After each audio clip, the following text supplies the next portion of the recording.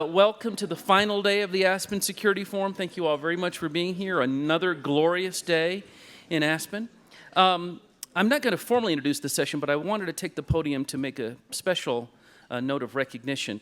For a number of years now, we at the Aspen Security Forum have set aside some of the proceeds of the forum to bring to the Security Forum some young people who are studying the area of national security policy and who show great promise to ultimately be distinguished practitioners, distinguished implementers of policy, and policy influencers. And we call them Aspen Security Forum Scholars. A number of them, as you have seen, have introduced sessions throughout the course of the forum, but I wanted today, on our final day, to recognize them formally. Will all of the members of the Aspen Scholar Group this year stand and let us welcome you and formally thank you?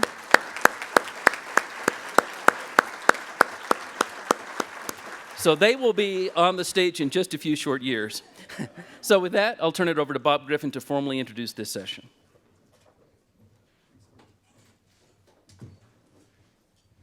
Good morning. I'm Bob Griffin. I'm the general manager of IBM's Safer Planet business and the former CEO of I2, which was acquired by IBM in 2011. I am delighted to introduce the first session of the morning, a view from Capitol Hill with an esteemed panel of members of Congress who will discuss the current state of Homeland Security. I am especially delighted that included in this panel is my representative from the 2nd District of my great home state of Arizona, Congresswoman Martha McSally. Moderating this session is Gearan, who is the national politics correspondent for the Washington Post, covering former Secretary of State Hillary Clinton and foreign policy in the 2016 campaign, and was previously the State Department correspondent and has also covered the Pentagon and the White House. And with that, Ann, I turn it to you. Great. Thanks very much. Thank you, Bob. And I want to thank the Aspen Institute and the Aspen Security Forum for allowing me this honor today. I think it's going to be fun. And I would like to then introduce, this is a lot of introductions, I'd like to introduce the members of our panel. We have Congressman Mike McCaul. You prefer Mike, right, to Mike? Or Michael. Michael, okay. I paid a lot of money for that. So. Yeah, the extra letters always help. And he represents the 10th District of Texas, which runs roughly between Austin and outside suburban Houston. And he's the chairman of the House Homeland Security Committee and also sits on the House Foreign Affairs Committee. As you heard earlier, we also have Congresswoman Martha McSally, who is also a Republican and also from the southern and southwest parts of the country, from Arizona, the 2nd District. This is a swing district around Tucson, which was held 2 sessions ago by Gabby Giffords. And Congresswoman McSally won the very last race of 2014. Her victory was certified by fewer than 200 votes in December. She's a former Air Force combat pilot, the first woman to serve in that role. And she serves currently on the House Homeland Security Committee and also on the House Armed Services Committee. So with that, I'd like to ask each of you to give us what you think is the topmost Homeland Security threat now, sort of the what keeps you up at night question. I know it's hard to pick just one thing, but I'd be interested in hearing what that is for each of you. And I promise we'll come back to things that you might have put at numbers 2, 3, or below. Mr. Chairman? Sure, and thank you for moderating this. I want to thank the Institute for hosting this and my colleague for being here. I'm very proud of her and her accomplishments, both before entering Congress and then also in Congress. What keeps me up at night the most? I have 5 teenagers at home. They keep me up a lot.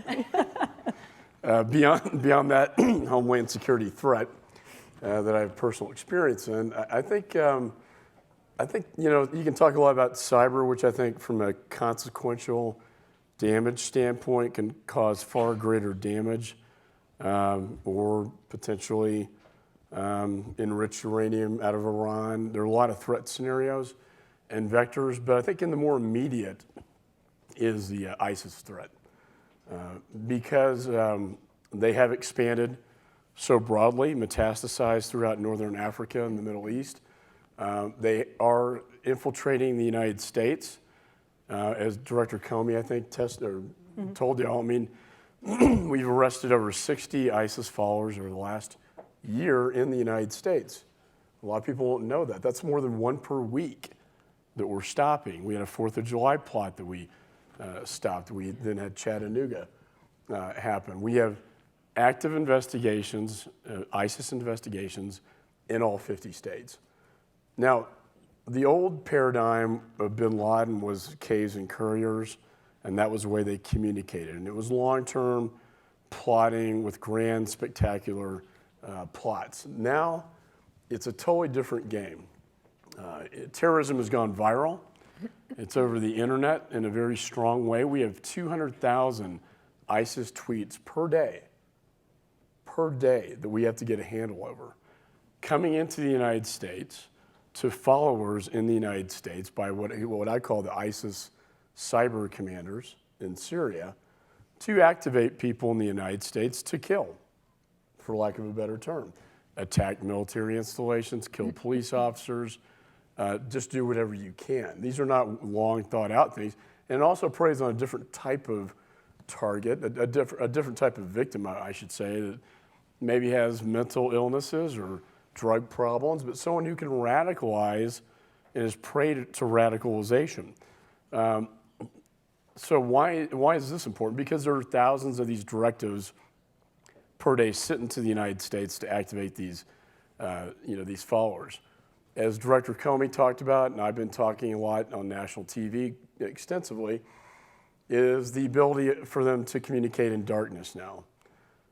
So these communications, they go into dark platforms that even if we have a court order, a lawful warrant, we can't see these communications. And if you can't see their communications, you can't stop them. So, we've stopped a lot of bad stuff. And I'm proud of what the FBI and Homeland Security has done. But there is always that variable in your head. What keeps you up at night is, what don't we know? Who's out there communicating that we don't know about, that we can't stop? And I think Chattanooga is a prime example of a case where there are no flags, really. It was in darkness, and it just popped up, and now we have 5 dead servicemen. That is the new age of terror, and it's not the end. It's going to happen again if we don't get a handle on this problem. We spend, and I don't want to talk too long, but it's really 2 fronts that we fight this war. I was at Central Command and SOCOM down at McDill Air Base, and we're doing some pretty good stuff trying to, Homeland Security is their mission too, to offensively take out these targets. We took out the leader of the Correspondent group who wants to blow up airplanes. That's AQAP.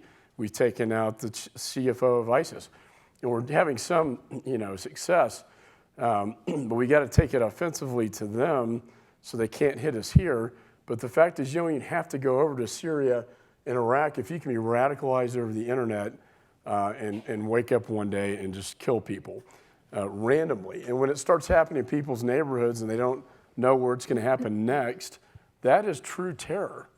That's true terror in the United States. Last point is the day before the shooting, we had a countering violent extremism bill that I marked up at a committee.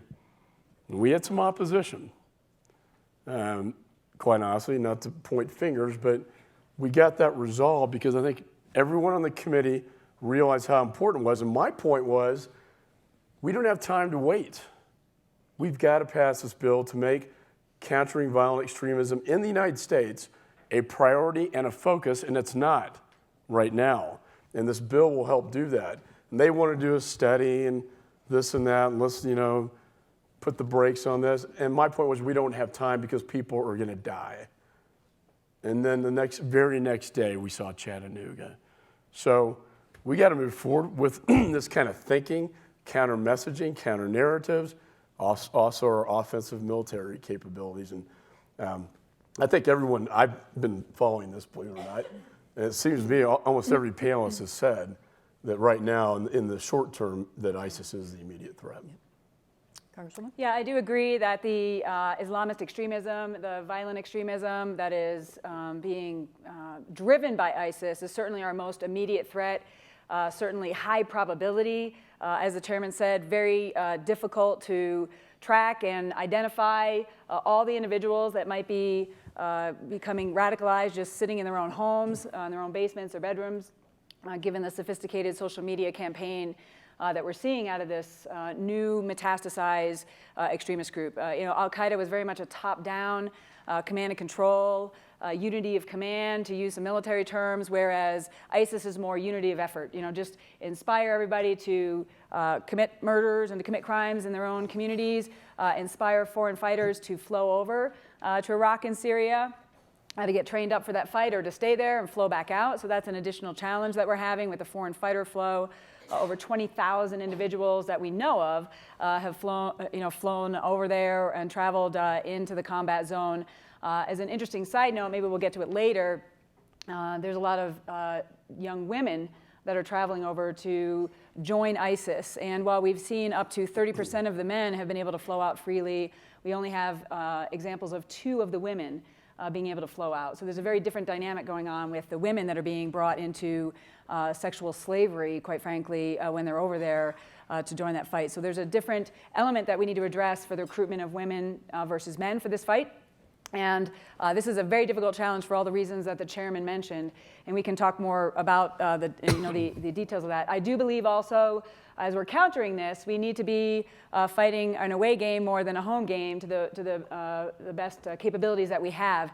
And I have been quite critical, having been in the military 30 years and been on all ends of the targeting process, to include pulling the trigger in my own A-10, shooting 30 millimeter, all the way up to running the counterterrorism cell at U.S. Africa Command as my final assignment as a colonel.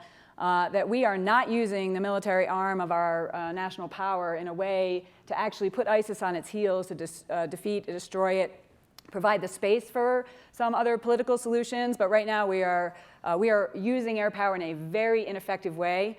And we've got this dynamic of a binary thinking of we're either using air power or we're using 250,000 boots on the ground. It's one or the other, and it's not that. There's a rheostat of the elements of military power that we can use in order to achieve our objectives.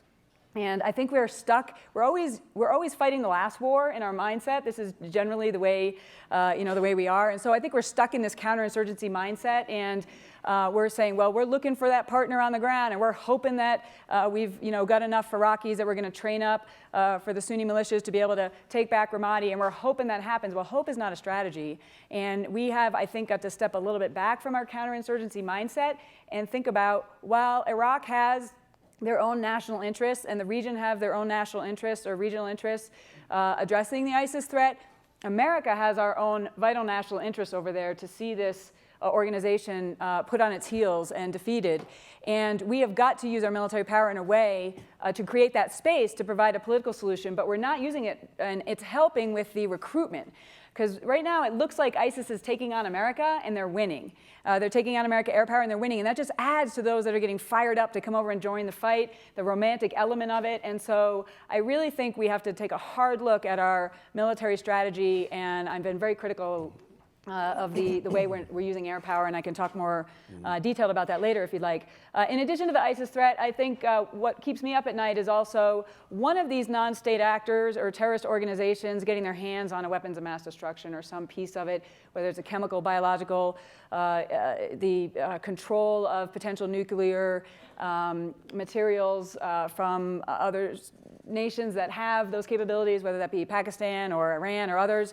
I'm deeply concerned. The chemical and the biological are something that my subcommittee, that the chairman's given me the opportunity to lead, we've been looking at that threat, the chemical and biological threat, and so that makes me very concerned. The nexus of taking an individual who's inspired by ISIS or inspired to kill, and then you give them a capability that allows it to, kill far more people than they could if they just, showed up with a weapon.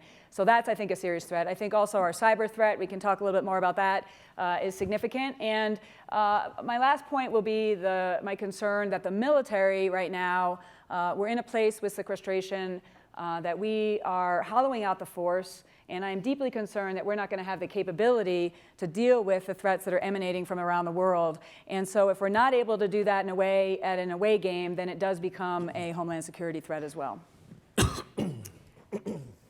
Mr. Chairman, you mentioned Chattanooga, and when Homeland Security Secretary Jay Johnson was here at this forum a couple days ago, he said that that shooter was not on any radar, and you made that point as well. Not known to anybody. A true lone wolf, a true example of a homegrown radicalized terrorist.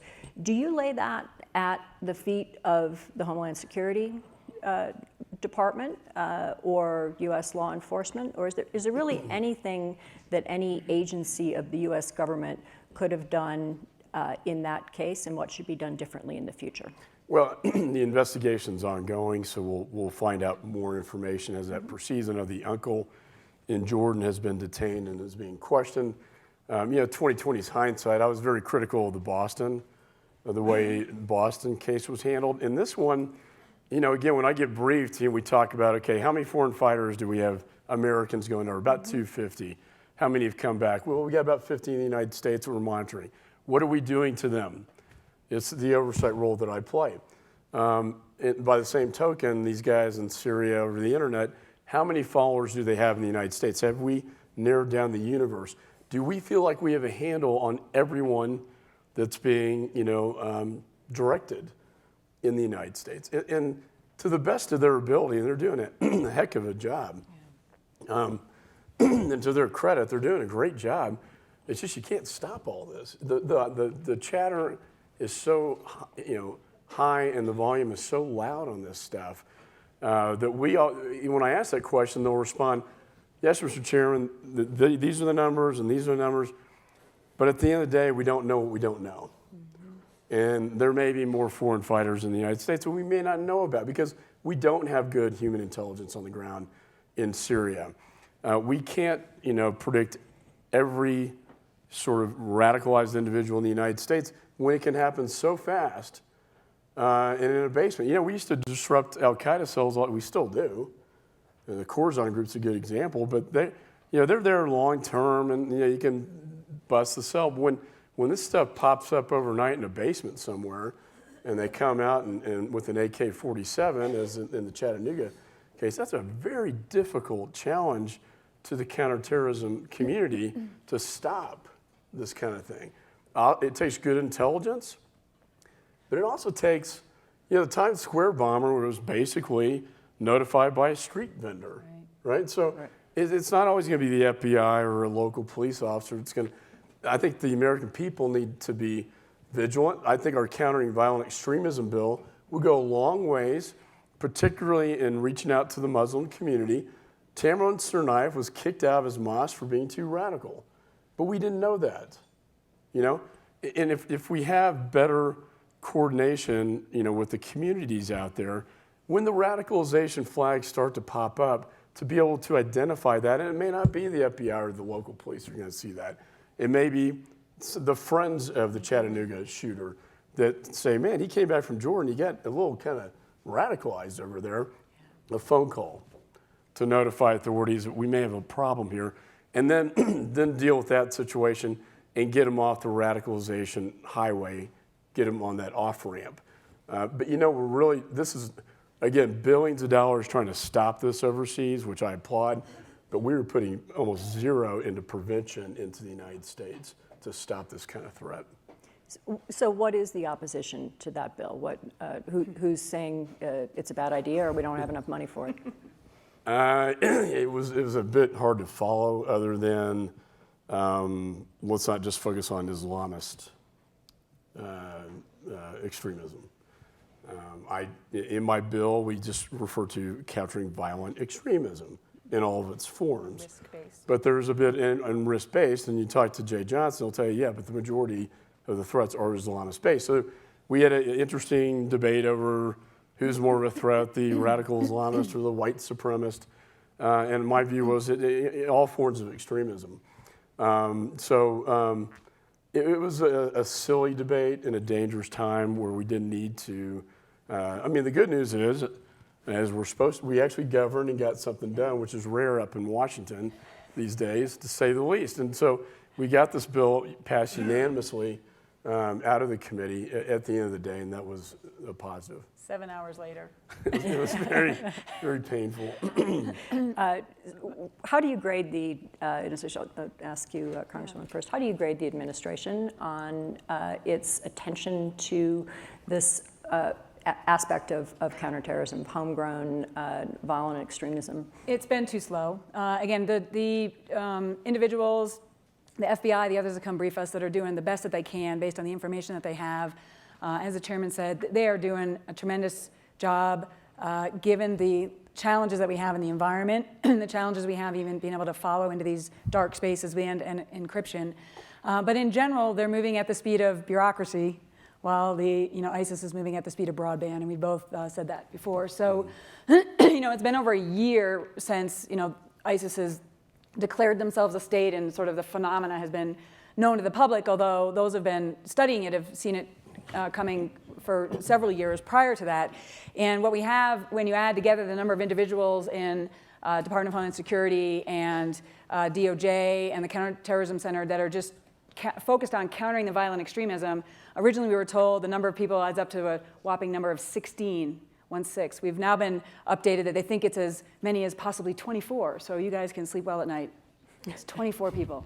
Think about it, 20,000 IRS agents are making sure that you don't take a office deduction that's illegal. But we've got up to just only 24 people that are focusing on countering the violent extremism and doing that in a way that is, again, it can't be done all by the federal government, but is really leading that effort to see what we need to do, where we need to be working better with local law enforcement, what we need to be doing with community and nonprofit partners, but really getting out in front of that, countering the narrative. We have individuals that have come back from Iraq and Syria that have realized what a bad choice it was for them to have done that. They're sitting behind bars right now.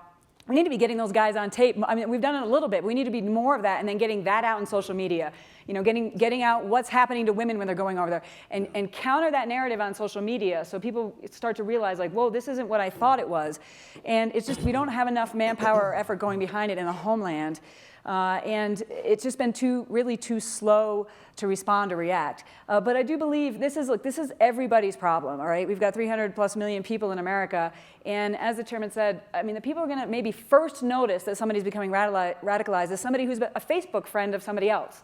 You see them post something, or you see them tweet something, you're following someone like, whoa, what is that? Or, whether it's family members or coaches or religious leaders, teachers, I mean, somebody who's closer to the person that can start to see the road that they're going down and at least raise some questions and try and do what they can to divert that individual so that we don't end up in a situation where people are sitting back and looking afterwards in the investigation saying, well, look what they tweeted, look what they posted, we knew this was coming.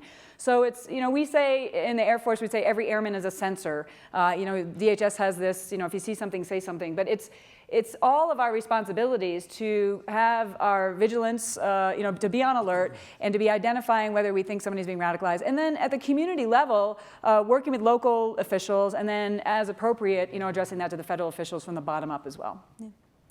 Mr. Chairman, I'd like to move to cyber threats, and I'd like you to step back just a bit and give us your assessment of how Congress might address what really is a perennial issue that's come up here a bit too, which is the stovepiping of cybersecurity responsibility within the U.S. government.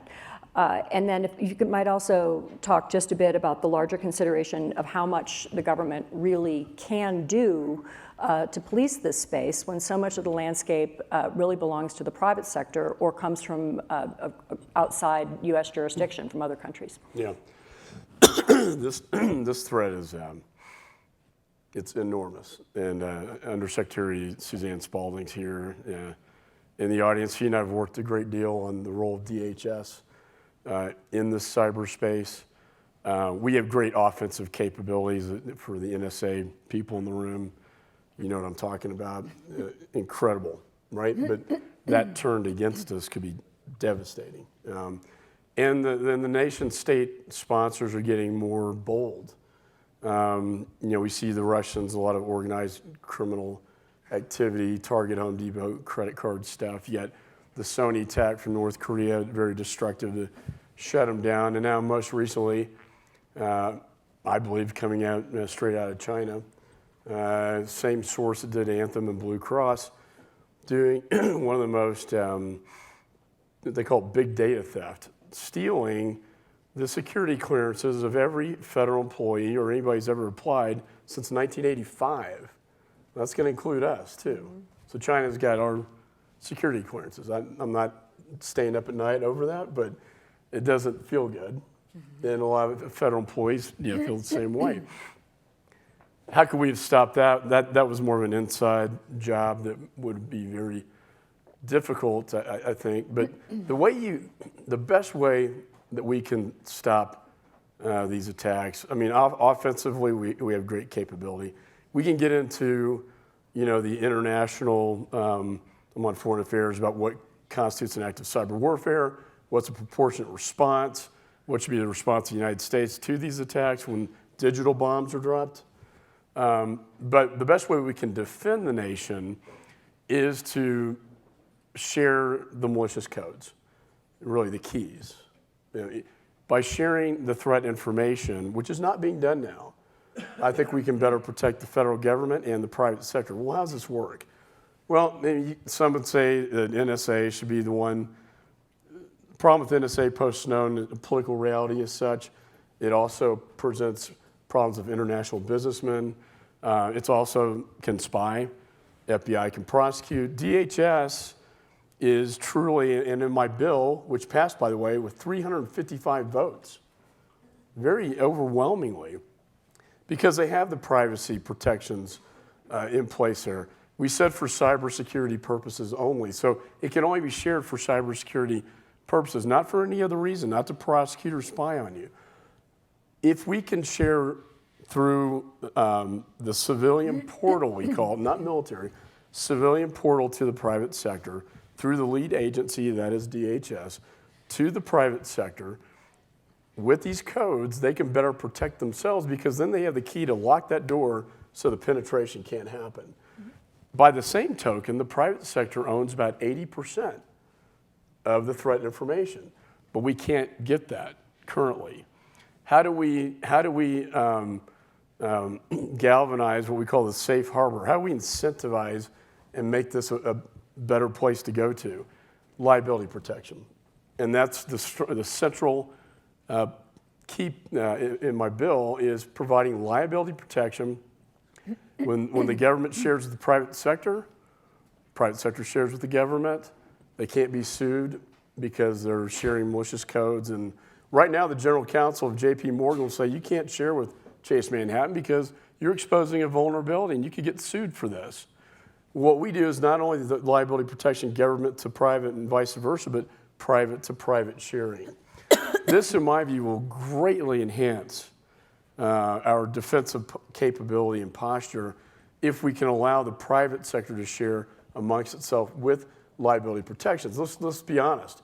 Iran has been hitting our financial sector ever since the sanctions have been in place for the last 5-6 years.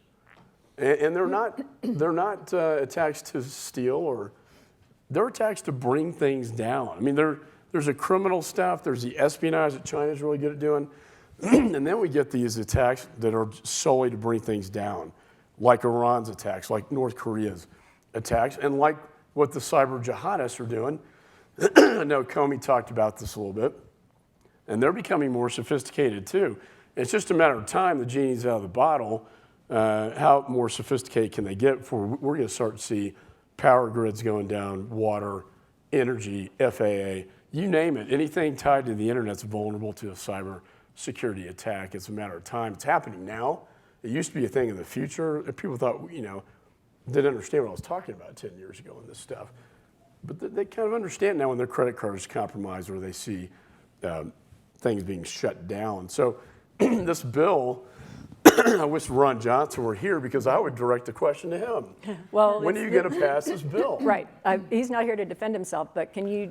Well, the bill is. The Senate needs to pass the bill. The bill's stuck in the Senate. Well, I mean, what more do you need? We said we need a great event. We got our great event. We got China, this OPM breach stealing national security secrets and big data theft, what more do we need to get it done? Well, I mean, playing devil's advocate for a moment, I mean, the Senate, I think, is saying that this is a bit of a rush to judgment. Not that the problem doesn't exist, but that there How long needs are we going to wait? I'll just say I worked for Senator Kyle as a legislative fellow in 1999 to 2000, and Paul Arabino's over here, so you can attest to this. We worked together. And we wrote the Cybersecurity Act of 2000, addressing that we've got this threat specifically in the cyber realm, really concerned about critical infrastructure protection, the banking, the electrical grid, the power, all that stuff, saying like, hey, this is something that's really significant and we've got to address it now. That was in 1999. So how long do we have to wait? I mean, we've known this is a problem. We've known it's a growing threat. It's only become more sophisticated with individuals and with state sponsors, and we've got to be able to deal with it. We can't move at the speed of bureaucracy anymore. Yeah. The chairman mentioned the OPM hack. Congresswoman, I'd like to ask you what you think about the apparent decision within the government not to publicly blame China for this or to take any specific acts of retribution against China as a result. So a lot of the information on exact attribution remains in the classified realm, and so I think we do have to be very careful when if we do identify a specific source, how we're then going to deal with it and when we would bring it into the public space. So I would just say that if the decision or if the conclusion has come to that for sure this is a state sponsorship, that we need to use, this is a new domain of warfare. We've got maritime, land, air, and now we have cyber. And so if in fact it can be attributed that there is a state sponsor at the government level, not just allowing it, but actually directing it, whether it's that attack or any other attack, we've really got to, I think, open up our thinking on how we would respond to it in this domain or in whatever other domains we have or other elements of our national power in order to address it. Because this is these are potential acts of aggression that are having significant results. And no lives were lost in this regard, obviously, just a lot of data and personal information with potential future identity thefts and other things that may happen. But if we start talking about attacks that may come in places that are impacting our ability to respond to a crisis or communications or power, emergency communications, those types of things, we have to really, I think, change our thinking about what constitutes an act of warfare. And under the course of international law, it is a little murky. Michael will explain that from the Foreign Relations Committee. I used to teach at the Marshall Center, and we would have these seminars on cybersecurity where we'd bring in like 40 different nations and be talking about how we would deal with this together as the international community. And people have different perspectives on when that threshold is met because it's a very broad international law. But I do think that we need to, again, raise our level of discussion on it and within the government make sure we understand if this, then that, as far as what tools we have. Yeah, it's really a new frontier of warfare. Yeah. The rules of the game are ill-defined. The consequences are not there. I mean, if we can, and I think in this case we all can agree it came out of China, the originating source, was it state sponsored? That's the question. Mm-hmm. Through intelligence we can confirm that. I have my own beliefs on that it was, but because of the nature of the threat. Big data theft is not done for criminal purposes. It's done for espionage.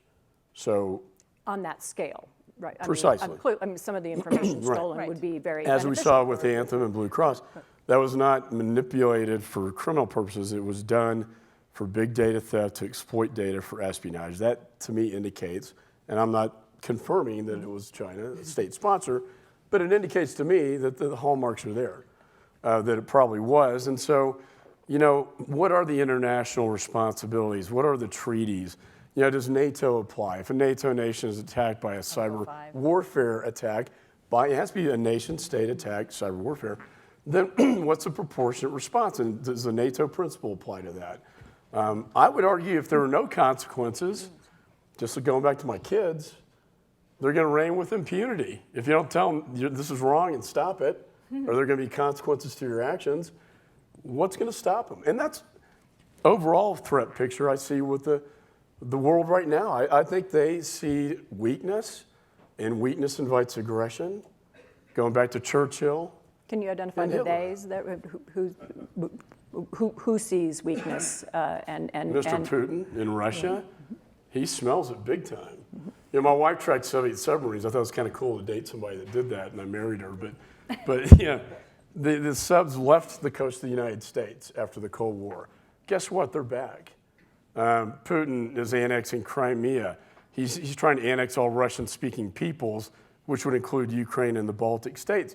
It's very reminiscent of post-World War I, a rise of nationalism. He's very popular there, and he knows there are no red lines. He knows that he can he's going to push it as far as he can. He's testing us every day, and I think he smells weakness, and it's that old adage that it invites aggression. We're seeing aggression all over the world right now.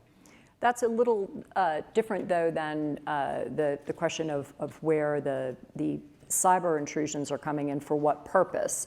And I wonder if you think that China is the largest potential threat there, or Russia, Iran, North Korea? Could you rank Russia those a has bit? the most sophistication, and we're seeing with this big data theft, it's very instructive that they're getting more sophisticated.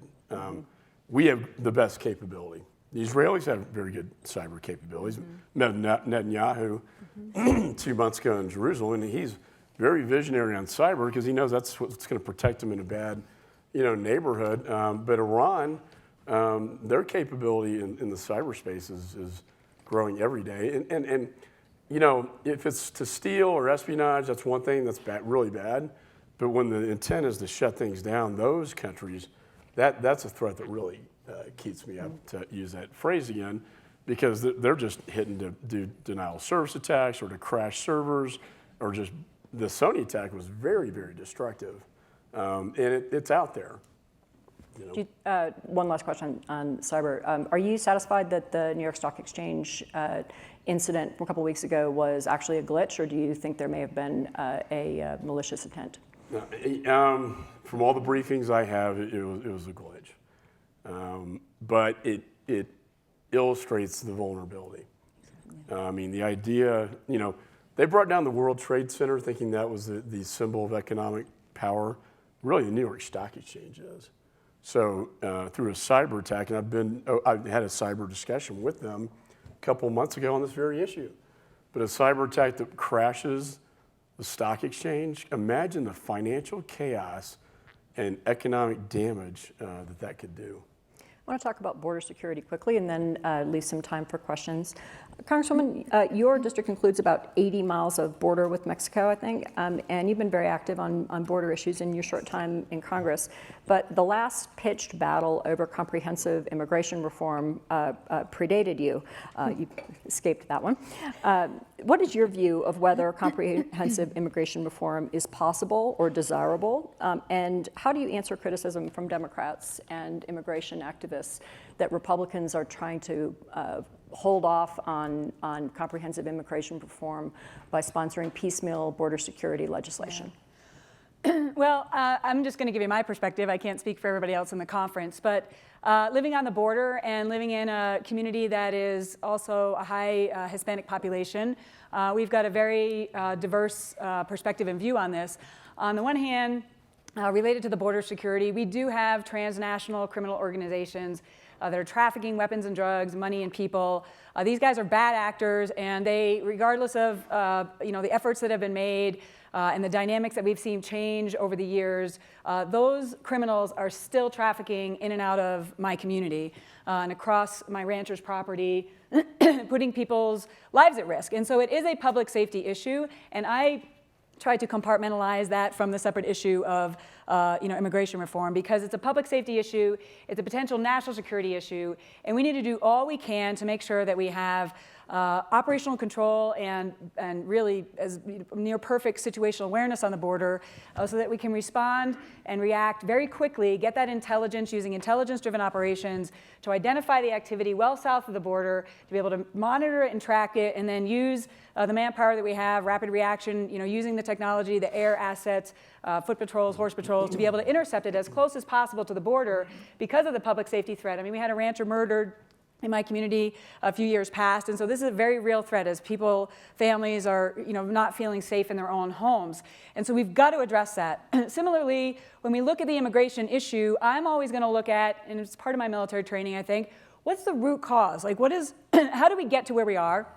And how do we fix not just the symptom, but the root cause? And so we have a symptom everybody wants to talk about, ground central, put your jerseys on both sides of the aisle, right? And that's what are we going to do with the 11 or 12 million or how many million people that are here illegally, right? So everybody in this room, you could put your jerseys on and start yelling at each other over what you think we should do.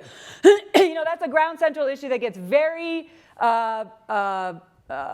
partisan and people get very angry on how they're looking at that issue. And my perspective is, look, we got to address that issue, but we have to address how we got here. The root cause of that issue is that we don't have a secure border, so it's allowing illegal activity. And we also have an immigration system that isn't working for us. It is not nimble, it is cumbersome, it incentivizes illegal activity. If you want to come here to work on all ends of the spectrum, whether it's in the agricultural sector or if you graduate from the University of Arizona in my district with a PhD in science and technology, we don't have a system that allows you to stay here in a legal way that's nimble, fast, responsive, and is helping our economic growth. And so we've got to revamp. I don't use the word reform because that also gets, people get visceral reactions to that. What do you mean by that? We need to revamp and modernize our legal immigration system so that people can come through the turnstile when they want to work, and it's responsive to our economic needs. Right now, it's based on random quotas, family relationships, and not based on what's going to help our economy grow on all ends of the work spectrum. So I believe we've got to work on that issue, and I think we can find agreement across party lines on, generally speaking, I mean, there's some issues there related to unions not supporting certain things. We've got to figure that out because we need our economy to grow, and everybody wants to make sure that America keeps strong and that we have a growing economy that gives opportunities for us and our kids and the next generation. So we've always been a nation of immigrants, so let's revamp and modernize our legal immigration system. Let's really do what we need to do in order to address the border security issue, and let's figure out in a way that is bipartisan and, quite frankly, upholds the rule of law, does not incentivize or reward illegal activity, is fair to those who came here legally and waited 5, 10, 20 years to do it, but is also pragmatic when we're solving the rest of that. But if all we do is address let's do it all at once, and that includes giving some sort of status or a special path to citizenship for those who are legally, that doesn't solve the problem, and it only incentivizes further illegal activity in the future, and we will be in the same situation in 1, 2, 5, 10 years if we don't address these root causes. So I'm a part of a group of people in the House that is more pragmatic on this issue and actually trying to solve the problem. But man, this is like political ridiculous. I mean, I've been there 6.5 months, like, for the love of God, let's sit down and deal with the facts, and let's figure out how to solve this problem. And from a party point of view, we've got to stop being stupid about this, and we've got to stop coming across that we're anti-immigrant. I say we, I'm not putting myself in that, but others, or anti-Hispanic. We're not. And so we really got to sit down and solve this problem. But, my experience over the last 6.5 months as to whether this has any chance of happening any time between now and the presidential, I would say, no way. Yeah. Sadly, no way. But, most Republicans ran on secure the border first, right? You heard this, right? You're against, the comprehensive immigration reform. We're against doing it all at once. We need to secure the border first. Ground one, secure the border first. So what do? We have a border security bill. H.R. 399 comes up my 3rd week in Congress. All right, this is based on 10 years of work and looking at what's needed sector by sector. Let's get a border security bill done. I mean, the least we could do is vote on a border security bill, right? Right? We never voted on that bill. In a Republican-led Congress. In a Republican-led Congress. We never voted on that bill for a variety of different reasons, but some people are like, well, it doesn't do enough, and it doesn't include interior enforcement. But here's the deal. You've got people in our conference that say, I'm not voting on a border security bill because it doesn't include interior enforcement, okay? And then you've got other people saying, well, we're not going to vote on all of this about clamping down and all the interior enforcement until we actually are able to have a guest worker program or something that opens up the turnstile. And so bear with me here. Next thing you know, you're doing comprehensive reform, right? You can't make this stuff up. So we can't even, I mean, I literally was sitting in a conference meeting where I was like, if we can't pass a border security bill, we suck, you know, as Republicans. Nicely done. So, you know, I sent a bipartisan letter to the speaker last week. Like, for crying out loud, let's pass a border security bill. You know, people in my community, the ranchers, the residents, like, they're waiting, stop bickering, because every single day they're not, you know, fearful for going out in their own communities, and we've got to address this issue. So for crying out loud, let's do it. And I'm a part of the group of people that's trying to get that done. But I don't feel strongly about it at all. It's hard to, that's a tough act to follow, man.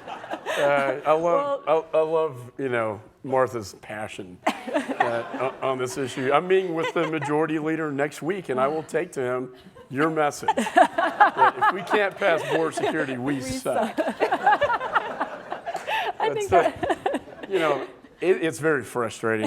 You know, as Martha, you know, we went down to her district, did a border tour, had a great bill, came back, and it wasn't what was in my bill, it was what was not in my bill, which was at a Judiciary Committee. Well, Mr. Goodlatte's finally done his job, and so he and I are going to sit down with the majority leader next week to talk about the September calendar. I got to tell you, I go down to the floor, when I go down to vote, every time I'm getting members coming up telling me, when are we going to do this thing?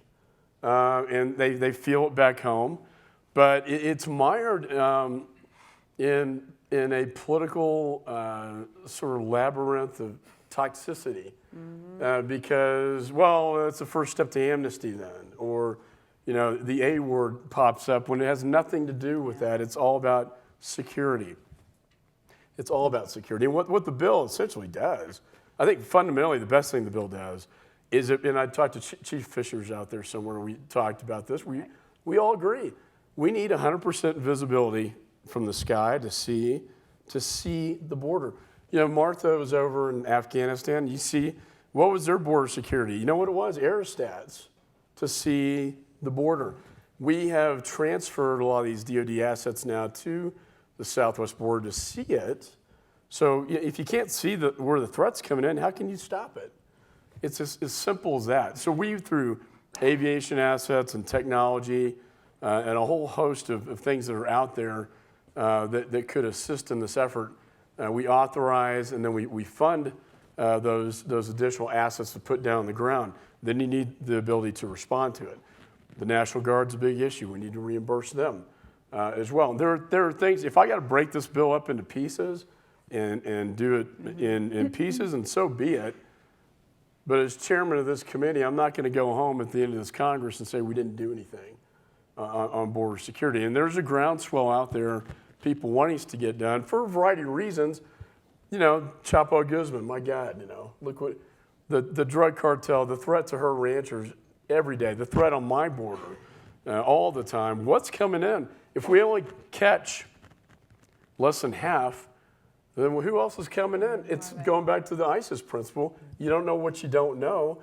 And by the way, Iran's playing games in the Western Hemisphere too, with Venezuela, and they did the Saudi ambassador assassination plot with what they thought were the Zetas drug cartel. And I mean, Iran's got a heavy presence in this hemisphere as well, as they continue to enrich uranium. There are so many threat vectors that all I can tell you is the more secure it is, the safer Americans are going to be. And we need to get this done, and I love her passion. And maybe I should bring you to the meeting with the majority leader. I think we have time for a few questions. If let's see, go to the scholars, ma'am.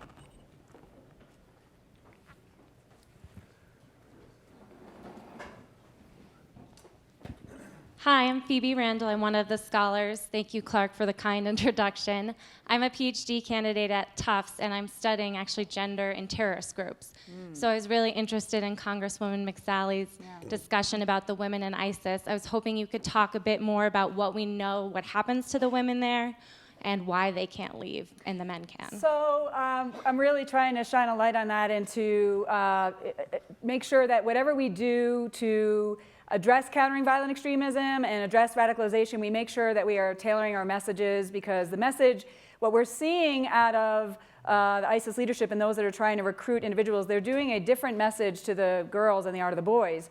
And so we've got to be able to make sure that our counter message is addressing those very unique, different dynamics. Look, I'm a woman warrior, so, but they're not generally saying, come over here and fight to the women. They're usually like, come over here and find a husband and be a part of the caliphate and find purpose in your life, which again, I don't get why any woman would be willing to, to go in that direction, but it's a very different message in psychology that they're using towards the recruitment of the women and the young girls than they are towards the young men. It's still be a part of something greater than yourself, be purposeful, join the caliphate, but for the men it's more, bear arms and go over there and fight the fight. So we don't know what the root cause is of why we're not seeing any women flow out, but we could, I think, induce it's because they are stuck in sexual slavery. And they're not able to freely flow the way the men are. That's what we think is happening, but we really need to be working to gather more information and more intelligence and more debriefing of the two that we've identified that have come out and the 30% of the men that have flowed out, to see what the different dynamics are so that we can get to the root issue of how we can stop that. There was a PBS Frontline special, I don't know if you saw it, but basically the enslavement of women in ISIS. In a very barbaric, they're so barbaric on so many levels, but the idea of them laughing about buying a wife for $500 or for weapons, and then in a very really disgusting, disgraceful way to women, to understand they're living under Sharia law. They have no worth or value in the society. They are being enslaved and they're sexually abused. They have no rights over there. And so we saw like these 3 teenage girls from the UK wanting to go in, or we see teenagers in the United States wanting to join. I don't think they have any idea what they're really getting into until they get over there.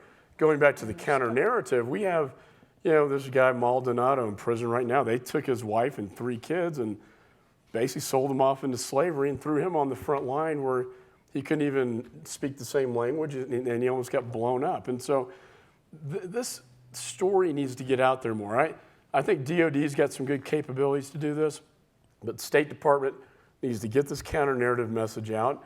And I think DHS, through the CVE bill we passed, can get this counter-narrative message out there as well to instruct that this is not going to some romantic part of the world with some love affair. It's just the opposite. And the videos they send out, I don't know if you've seen any of these, whether it's the detonation cords around the necks or the cages and drowning and the Jordanian pilot lit on fire and the decapitations. Some of those gruesome footage, I've seen a lot of bad stuff in my career, but this is the absolute worst. Yeah. Sir, in the middle, in the plaid shirt. Thank you very much, Steve Shapiro.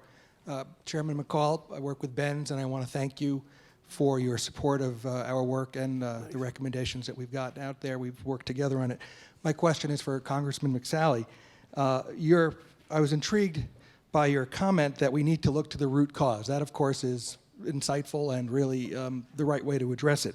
And then you listed the 2 root causes, as I understood it, that we lack a secure border, and we lack an immigration system that works. And you went on that. Recently, I had the privilege of spending some time with General John Kelly, commander of U.S. Southern Command, when he was in New York City with the president of Honduras, introducing the president of Honduras to business opportunities. Because this warfighter, U.S. commander of a combatant command, thought that the way to stability in his region was not an immigration system or a border, but economic development in Central America to actually stem the tide. And I wonder if you could comment on the true root cause, which I think is that's a very good development. point. And the poverty that we're seeing out of in the violence in the Central American countries that were part of, obviously, the big influx that we had last year, especially of the kids. I mean, that's certainly a part of the root cause of some of that push. And I think we need to be using the appropriate elements of our national power, or whether that's economic engagement in the private sector, foreign direct investment, or the appropriate prioritize use of our other resources through the State Department and others to be able to help build the rule of law and other initiatives. I mean, we're doing that around the world. We do need to prioritize it because we can't, fix every country and be responsible with U.S. taxpayers' money to address all those issues. But we can partner with them in countries that are priorities in order to have them be able to provide the rule of law and opportunities for their own people. There's certainly people all over other continents in Asia and Africa and others that are in similar or worse circumstances. They're just not connected to our continent, so there's not an easy flow of them to get here, although Europe is seeing, obviously, the implications of that. So I think the appropriate engagement, keeping in mind, prioritizing that we've got limited resources here, and we've got to make sure we're spending our taxpayer dollars on the things that are best for America and our national interests and what keeps us secure. But I think at the appropriate level, there needs to be some element of that engagement and building partnership capacity and encouraging investment so that you don't see that flow coming out of those countries. It was a year ago that we had 60,000 children crossing the Rio Grande Valley sector, and I was talking to Chief Fisher about it. We're not seeing that today. It's good news. Why aren't we seeing that? I think Mexico, we put a lot of pressure on them to tighten up their southern border to stop the flow and the counter-narrative messages that if you come, you can't stay. And in addition, there's a foreign aid package to help Central America. I think that, it's all about the economies of scale. I think they'd rather stay in their homeland. Right. But they're coming, if I were in their shoes, I'd probably want to come for economic, opportunities. So the more, and it's true in Mexico too, the more the economies of scale are such, this phenomenon won't happen. But I think the good news is we're seeing the numbers going down, and that means that we must be doing something right. Catherine? Can't forget her. Please, by all means. Thank you very much for taking my question. Catherine Herridge, Fox News. 2 former Guantanamo detainees have been arrested in Belgium, accused of being members of ISIS. Is this another bump in the road and the closure should continue, or do you believe this is more evidence that there should be a moratorium on the transfers? And also, based on your briefings, do you believe that Abdulaziz began his path to radicalization during that 7-month period in Jordan? Thank you. Yeah, I think, what's left at Guantanamo right now, Catherine, as you know, is the worst of the worst. We shouldn't be letting any of them out to roam around freely and then conduct terrorist attacks. When you debrief them, they say they want to go back and kill Westerners. And we've seen time and time again the fact that they have done that. The ones we have released have gone and joined the fight to kill, Americans. The Taliban 5 was one of the most irresponsible, reckless policies because we know they're going to join Mullah Omar in Pakistan and try to kill, disrupt the Afghanistan government and kill more Americans and plot against the West. So I think it's important to know these aren't Boy Scouts that can be rehabilitated. I mean, they are really. I saw Khalid Sheikh Mohammed down there, for instance. One of the spookiest things I've seen in my lifetime during prayer hour. So I think it's a reckless and dangerous policy. With respect to the Chattanooga suspect, we do know that he went to Jordan multiple times. We do know that the uncle has been detained and questioned by Jordanian authorities and with some of our assistants. We are concerned about some of his associates over there. We have anecdotally some evidence that he came back a little different, maybe a little more radicalized. When you look at radicalization, it's not just one thing. I think he self-radicalized watching Alaki's sermons over the internet. I think he had a bad support structure of friends that may have contributed to this, and not to mention his uncle in Jordan. So I think it was a variety of all these issues that created this radicalization process that ultimately ended with 4 Marines and a sailor being killed. And I'll just add that when I was at Africa Command running our counterterrorism operations and when I was in Afghanistan, we were often dealing with returnees from Guantanamo Bay that were on the battlefield, and we were dealing with them joining back in the fight and being responsible for additional deaths. And so this is very serious business, and what is left, there's not a lot of options what else to do with them. We don't want to transfer them, we don't want to move them here, so we need to keep them where they are. And we've got some pretty strong restrictions in this year's defense bill related to Guantanamo Bay. We've just got to get it through conference and get it signed by the president, which he's threatened to veto for the first time in 54 years, the defense bill. So I really hope, among other things, we can work these things through conference and get them signed into law. There's some elements of that in that bill. Great. Over here, in the back. Sure. Charlie Dunlap from Duke Law. Congresswoman, your analysis of the military situation is very refreshing. But you do it from having commanded what I seem to recall was the top squadron in Afghanistan when you fought there. We're now in the midst of very restrictive rules of engagement. I think you've said in the past that we have to follow the law, international law, but we have to avoid incentivizing the enemy to embed himself in civilians. How do we get that? How do we get other senior leaders to understand the military realities of what we're facing? Charlie, thanks. I didn't see you out there. It's great to see you. Well, you are the expert on this issue and related to international law, so it's great to see you as a part of this. Look, I'm trying to be a voice, but I'm just one voice, and it's amazing to me how this narrative has gotten so confused. As you know, and as I know, I mean, we follow international law. We follow American law. We make sure that we are not killing civilians. We are not targeting civilians. The law of armed conflict is very clear. If we have a legitimate military target that has met all of our criteria, that we need to minimize civilian casualties, and we go through extraordinary means to do that. We use different weapons. We do different run-in headings, delayed fusing, all sorts of stuff, different times of day or night to hit the target in order to minimize those civilian casualties. Right now, what I've seen is that we've got, the threshold is so high and ridiculous that we've got legitimate targets that we know are bad guys, and because we do not want to have one civilian casualty, we have the fighters go back with their bombs on board, so you allow the ISIS leadership to then live to fight another day and then kill thousands of civilians. What kind of logic is that? That doesn't make any sense. So we've got to keep doing what we know how to do and we've been able to do professionally for decades in the use of air power and do it right. And if we have a legitimate target that meets international law, we use the rules of engagement and we have to take them out. We've got to put them on their heels. We've got to be able to minimize the thousands of civilians that are being killed. And the approval process is a whole other problem. Even if the civilian casualties aren't an issue, we have to go through back to Kuwait and to the Joint Task Force Commander, and then we got to get the Iraqi approval. And we got to make sure we're not killing any Iranian, militias that are on the ground. And oftentimes the guys are running out of gas before you get to that. That's not the way to be going after targets that are murdering people in order to put ISIS on their heels and create the space for a political solution. So we just need more strong voices who understand air power, like you and others, those that are in Congress, like myself, who can speak these realities, so that we can take the gloves off and start, kicking their asses. Wait, one last point. If I just add one last point.